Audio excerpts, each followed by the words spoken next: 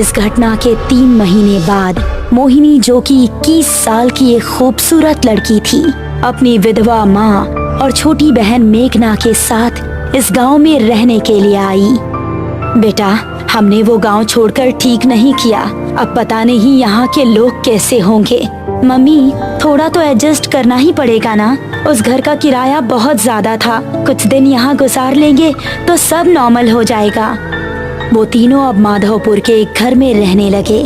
कुछ ही दिनों में उन्हें वो गांव अपना सा लगने लगा। मोहिनी उसी गांव के कुछ बड़े घरों में काम काज करके अपना घर चलाने लगी। पड़ोस में रहने वाला रोहित नाम का एक लड़का मोहिनी को दिल ही दिल में पसंद करने लगा था, लेकिन उससे बात करने में थोड़ा हिचकिचा रहा था। एक शाम जब मोहिनी अपना काम खत्म करके घर पहुंची तो उसको घर में मेघना कहीं नजर नहीं आई और माँ काफी परेशान दिख रही थी। माँ, मेघना कहाँ है? वो दोपहर के वक्त टहलने निकली थी, लेकिन अभी तक घर नहीं लौटी। मैंने आसपास पता भी किया, लेकिन वो कहीं नहीं है। मुझे तो अब बहुत डर लग रहा है, पता नहीं कहाँ होगी वो। अरे माँ, आप डरिए मत, मैं अभी उसको ढूंढ कर ले आती हूँ।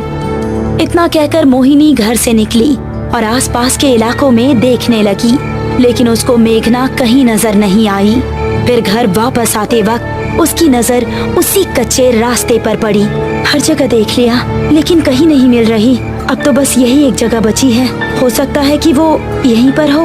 उसको जंगल जाना बहुत पसंद भी है। ऐसा कहकर वो उस रास्ते की ओर बढ़ गई। दोनों तरफ घना जंगल और उसके बीच से निकलता हुआ वो कच्चा रास्ता।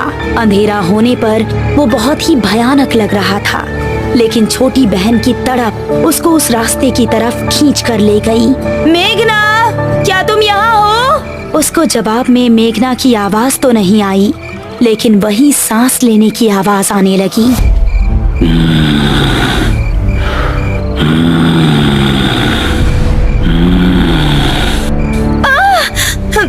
ये किस जानवर की आवाज है? मेघना प्लीज, अगर तुम यहाँ हो तो कोई जवाब दो। अब वो डरती डरती तेज तेज कदम बढ़ाने लगी।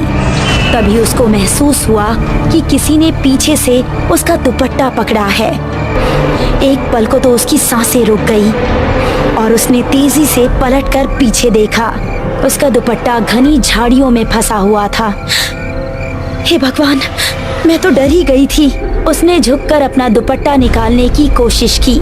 झाड़ियों में काफी अंधेरा था और कुछ भी साफ नजर नहीं आ रहा था। तभी वो सांस की आवाज और भी तेज होने लगी और झाड़ियों से एक हाथ निकला जिसने उसका पैर पकड़ लिया। कौन है? छोड़ो!